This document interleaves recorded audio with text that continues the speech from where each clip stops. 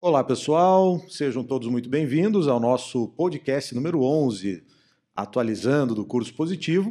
Nós vamos hoje comentar a respeito dos Jogos Olímpicos, que você deve estar acompanhando aí, acompanhou recentemente a cerimônia de abertura, os Jogos estão acontecendo, um bom motivo para nós recuperarmos a história dos Jogos Olímpicos e tratarmos de algumas curiosidades importantes de outros eventos, né, das edições anteriores das Olimpíadas.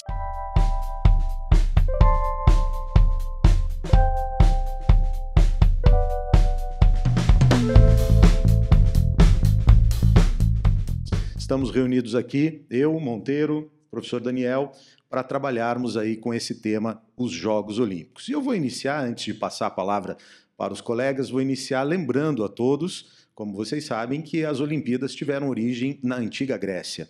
Os Jogos Olímpicos, eles passaram a ser realizados no Estádio Olímpico, né, na cidade de Olímpia, na antiga Grécia, a partir de 776 a.C.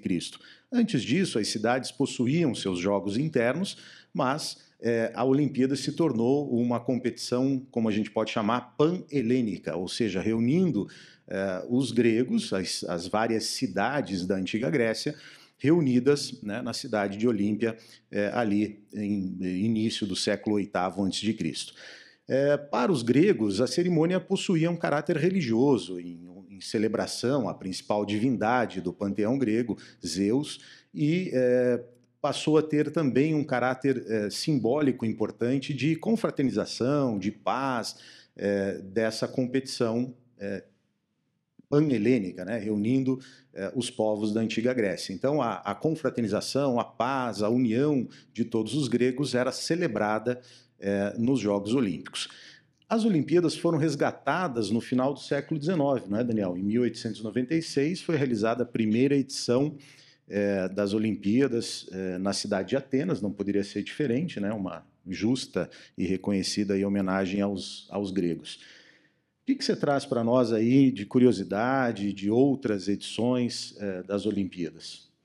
Pois é, né, ilustres alunos e alunas e ouvintes, né, as chamadas Olimpíadas da fase moderna, né, como você bem disse, final do século XIX, e essa já é a 33ª edição.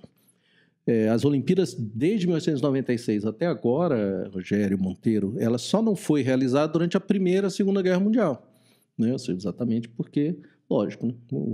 Tinha um outro evento mundial acontecendo. Né? Inclusive, em 1918 deveria ser em Londres, né? Deveria ser em Berlim, em 1944 deveria ser em Londres, já tinha até previsão, mas é evidente a guerra impediu. E agora essa que estamos vendo que foi adiada, né? Essa Olimpíada agora de Tóquio foi a primeira que foi adiada. E nós tivemos, já vamos falar isso daqui a pouco, uma que foi suspensa. Então, esses são os aspectos assim, dos não acontecimentos. Mas veja que grande episódio. Né? A primeira, em 1896, teve 14 países envolvidos. Né? Como você disse, de novo, na Grécia. Aliás, a Grécia é um dos 5 únicos países que participaram de todas as edições dessa era moderna. Os outros foram a Grã-Bretanha e a França, e a Austrália e a Suíça, que participaram de todos os eventos. O Brasil, por exemplo, não participou das 5 primeiras. E depois começou a participar, ganhou a primeira medalha em 1920. Então, o Brasil recebeu a primeira medalha no tiro, né, que é uma tradição, principalmente por conta das nossas Forças Armadas, que criaram, né, construíram essa tradição olímpica no tiro. O Brasil vai muito bem, embora o judô seja a modalidade na qual o Brasil tem o maior número de medalhas. Né? Ao longo desse período, Rogério, existiram vários episódios que, penso eu, possam ter alguma expressão no vestibular, né? A gente sempre tem esse foco, sempre tem essa perspectiva.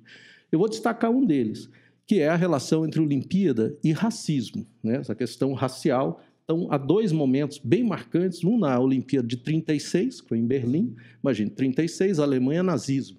Sim. Né? E um atleta americano, norte-americano, Jesse Owens, ganha 4 medalhas de ouro no atletismo. Né? Segundo o próprio Owens, que depois escreve sobre isso, né? O Hitler manteve uma certa distância, né? Não chegou a abandonar, como muita gente fala, que ele ficou furioso, mas manteve uma distância, digamos assim, discreta do grande vencedor. Mas o que magoou o Jesse Owens não foi essa descrição do líder fascista.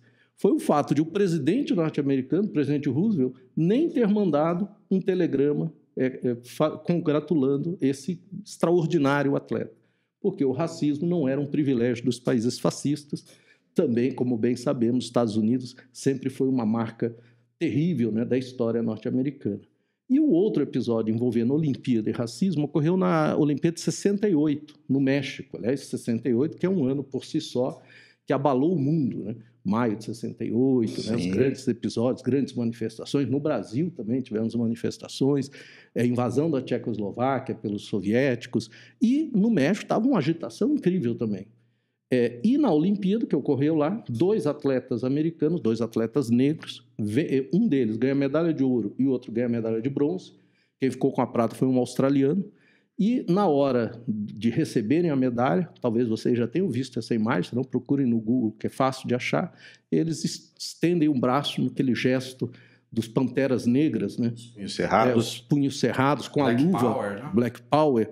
E num gesto, evidentemente, político de manifestação de apoio à causa negra pelos direitos civis lá nos Estados Unidos. E são punidos por isso, né? Perdem as medalhas. Inclusive, o australiano perde também. Na foto. Entrou na onda. Entrou na onda. Mas há uma razão. Até a princípio parece estranho, porque ele permanece de cabeça baixa, mas ele está usando um bottom de apoio. Quer dizer, ele manteve discrição, porque não era a luta dele, pessoal, né? Mas ele estava na participação. Então, foi solidário com os Perdeu por tabela, né? Perdeu por tabela. Não acho que tenha sido... Ele fez conscientemente, né? Ninguém põe um botão de apoio à causa sem querer, né? Então, as Olimpíadas contam muitas histórias. Essas são as primeiras que eu acho que são relevantes aqui para a gente comentar. Legal, muito bem lembrado. Inclusive, essa imagem já foi utilizada pela Universidade Federal do Paraná numa questão de vestibular, né? Então, a possibilidade desse tema ser abordado novamente é bem significativa. Monteiro, estamos acompanhando ali atualmente as Olimpíadas no Japão. Como abordar o custo desse grande evento? Como foi a reação da população japonesa com relação à proposta, né, de realização dos Jogos em Tóquio, o adiamento, enfim, o que nós podemos observar na sociedade japonesa a respeito das atuais Olimpíadas?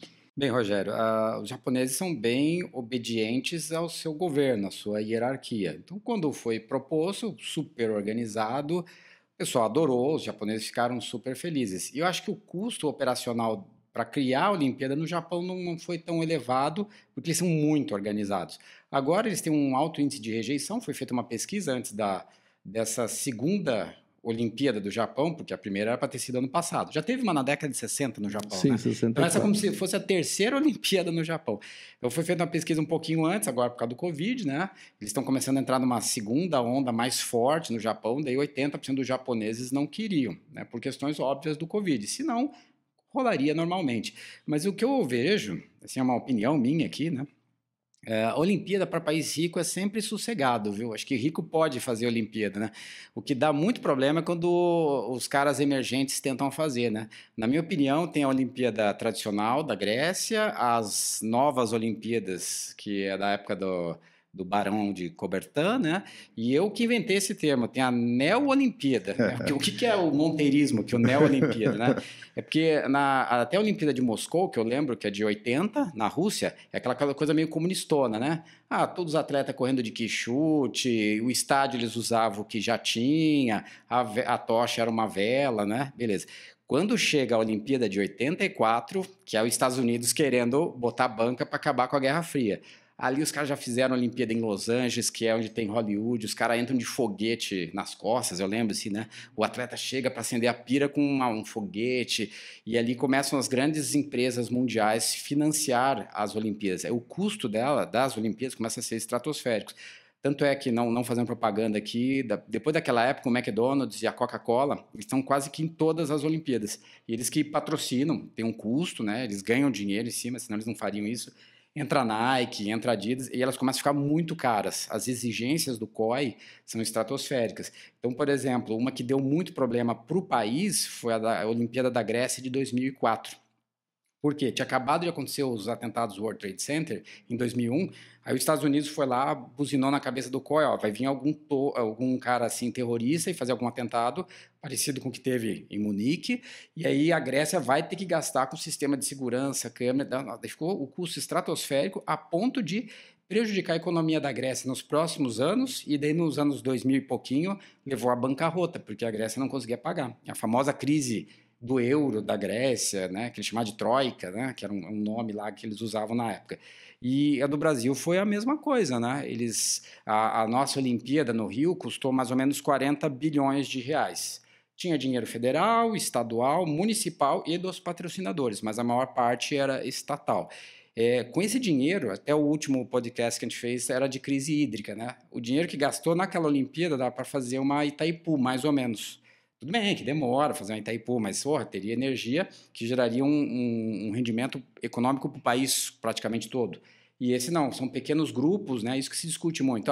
Quem trabalha na Olimpíada ganha, quem está ali na cidade no dia ganha, mas depois o legado das Olimpíadas não são tão bons. Inclusive em Londres, que é país desenvolvido, né? Inglaterra, né? País desenvolvido, não rolou. Eu achei interessante que eu estava vendo, antes de preparar esse podcast, eles fizeram uma enquete na Cracóvia, que é uma cidade famosa, né? na Polônia, se eles querem sediar a próxima Olimpíada de Inverno. Não é a próxima escolha.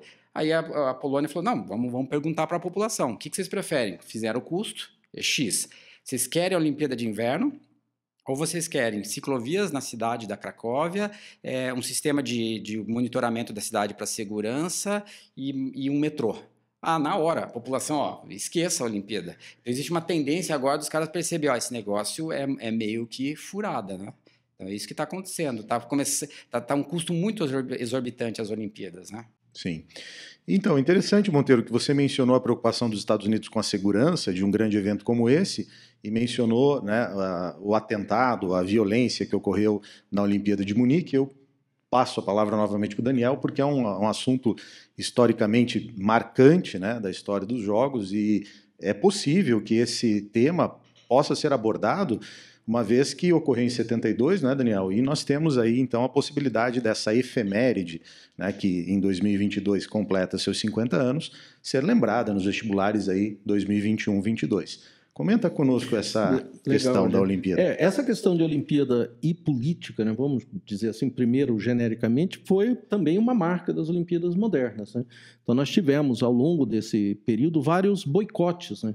Nós tivemos o primeiro boicote à Olimpíada em 1956, na Olimpíada de Melbourne, na Austrália, porque em 1956 ocorreram 2 episódios. Um, inclusive, que nós tratamos aqui num dos nossos episódios, que é a questão do canal de Suez, da crise de Suez. Não o canal, mas a crise do canal de Suez, em 1956.